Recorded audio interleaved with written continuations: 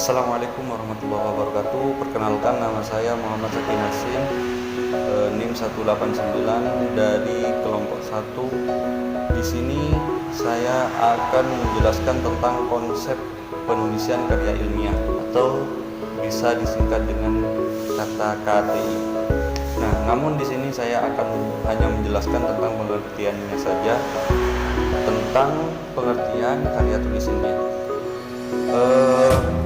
Menulis merupakan kegiatan yang dilakukan seseorang untuk mengungkapkan pikirannya melalui sebuah tulisan sehingga nantinya akan menghasilkan sebuah karya tulis. Nah, di sini karya tulis ilmiah merupakan sebuah karya tulis yang disajikan secara ilmiah dalam forum atau media ilmiah. Jadi, karya tulis ini harus didasarkan pada fakta empiris atau teori yang telah diuji kebenarannya, bukan hanya didasarkan pada pandangan atau opini penulis, sehingga nantinya akan dapat dipertanggungjawabkan keilmuan. Makanya karya tulis ilmiah tergolong dalam academic writing yang memiliki beberapa karakteristik, yaitu ditulis pada bahasa formal dan didasarkan pada fakta empiris. Nah, mungkin hanya itu yang dapat saya jelaskan. Nantinya untuk pembahasan selanjutnya akan diteruskan oleh rekan saya. Terima kasih. Assalamualaikum warahmatullahi wabarakatuh. Saya Sylvia Eka Nurmayanti, NIM 179, akan menjelaskan tentang konsep penulisan karya tulis ilmiah.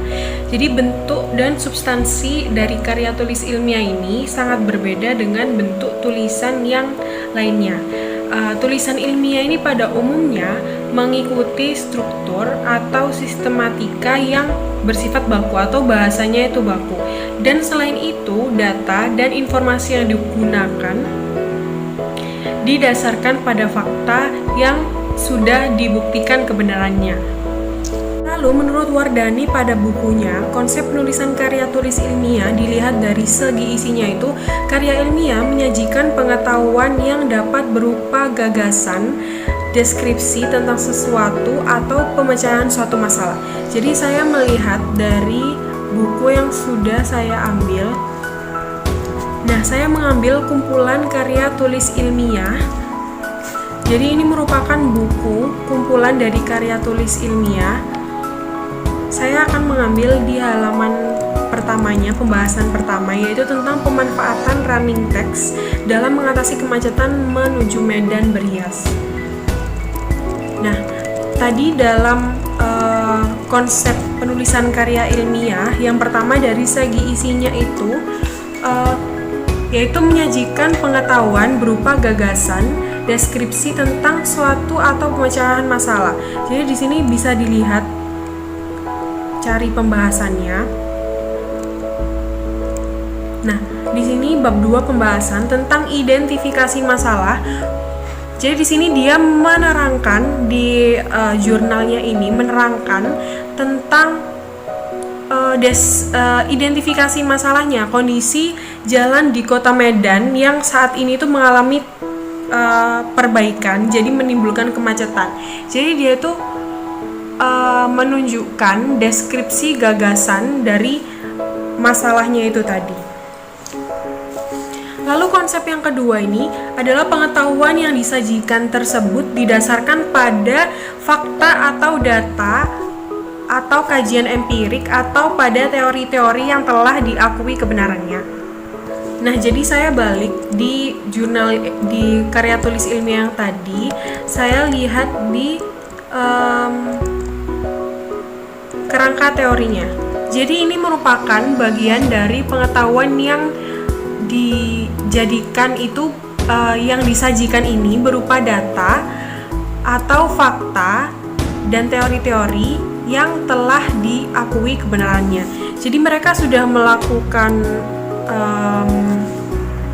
pencarian data melalui buku-buku atau jurnal-jurnal yang diambil, lalu mereka masukkan ke dalam karya tulis yang akan mereka tulis.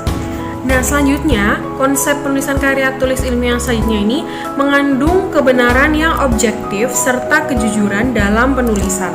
Nah, itu bisa dilihat di karya tulis ilmiahnya si penulis ini, bisa dilihat di metode penulisannya. Jadi dia ini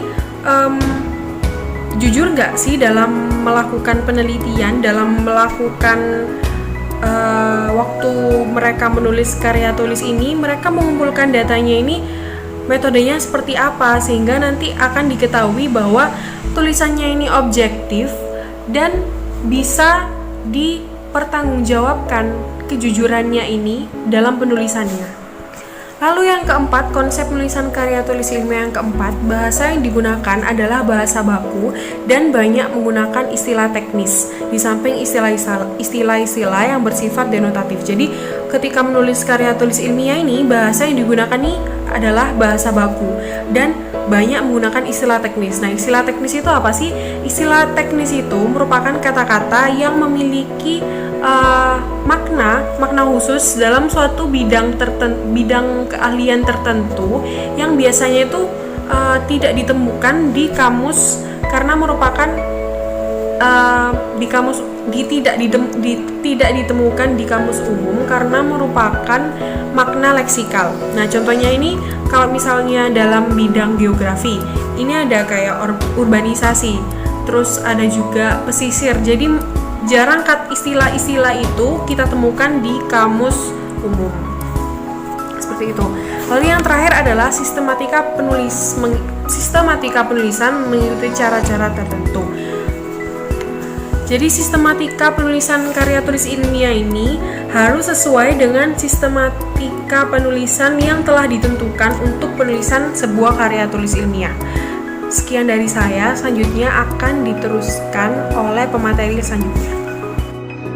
Assalamualaikum warahmatullahi wabarakatuh. Di sini saya akan menjelaskan kriteria KTI yang berkualitas dan berintegritas. Nah, sesuai dengan Perkalipi nomor 4 tahun 2012, penulisan karya ilmiah yang benar itu sebagai berikut. Yang pertama ada logis. Berarti kerunutan penjelasan dari data dan informasi yang masuk ke dalam logika pemikiran ini sesuai dengan kebenaran ilmu yang ada. Nah, yang kedua ada objektif, berarti data dan informasi ini sesuai dengan fakta yang ada, jadi tidak dibuat-buat. Nah, yang ketiga ini ada sistematis, berarti sumber data dan informasi yang diperoleh dari hasil kajian yang mengikuti urutan pola yang sistematis atau litbang yang konsisten atau berkelanjutan. Litbang ini kegiatan penelitian atau pengembangan.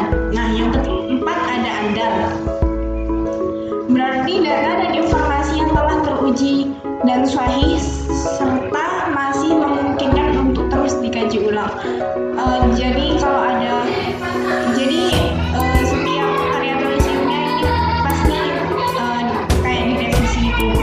Nah, yang keempat ada desain, berarti terencana dan memiliki rancangan.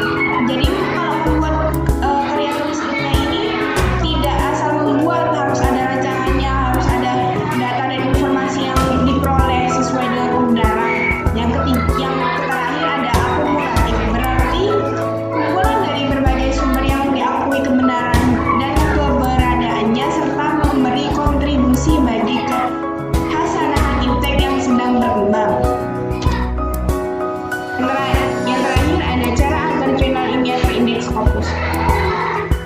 Scopus adalah database terbesar yang mengindeks abstrak sitasi penulisan karya ilmiah. Yang pertama ada ketahui siapa pembacanya. Nah, yang kedua mulai dengan menulis tapi yang paling mudah.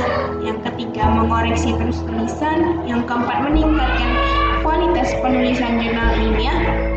Yang keempat memperhatikan standarisasi penulisan. Yang terakhir ada menghindari